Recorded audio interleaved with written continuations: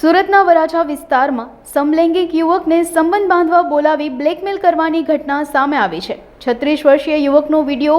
Viral કરવાની ધમકી આપી 2.50 લાખ રૂપિયા માંગ્યા હતા। સમગ્ર ઘટનાની પોલીસને જાણ થતાં ટોળકીની ધરપકડ કરવામાં આવી છે। આ કામના જે ફરિયાદી જે છે એમને જે એન્ડ્રોઈડમાં જે એપ્લિકેશન આવે છે એમાંથી ફરિયાદીનો સંપર્ક કરી અને ફરિયાદી સાથે મીઠી મીઠી વાતો કરી અને ફરિયાદીને લલચાવી અને અમરોલી પોસ્ટની હદમાં ત્યાં એને બોલાવવામાં આવેલો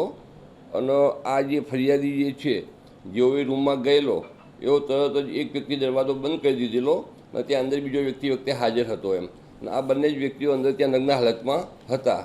અને એ દરમિયાનમાં બહારથી બીજા 3 જેટલા અજાણ્યા ઇસમો આવી જાય છે અને આ ફરિયાદીને ધમકી આપે છે એમ કે આ બધા તારા જે બીભત્સ ફોટા કે જે કંઈ અમે પાડ્યા છે એ અમે બધે વાયરલ કરી કાઢીશું। એના માટે તારા જે છે એ 10 ગાડી ઘાસ આપવું પડશે અને એના અંદાજે પૈસા લગભગ 7.5 લાખ જેટલા થાય। પણ આ જે ફરિયાદી જે છે એની આર્થિક સ્થિતિ એટલી બધી સારી હતી નહીં એટલે જે તે વખતે પૈસા આપી શક્યો નહીં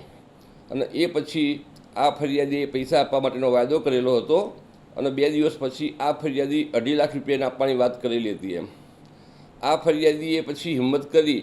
અને અમરોલી પોલીસનો સંપર્ક કર્યો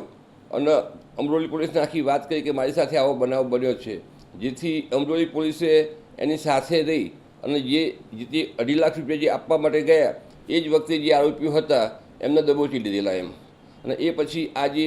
ફરિયાદી જે છે એની ફરિયાદ લઈ દાખલ કરી અને આરોપીઓને અટક કરવામાં આવેલા છે અને હાલમાં ગુનાની તપાસ અમરોલી પોલીસ ચલાવી રહેલ છે।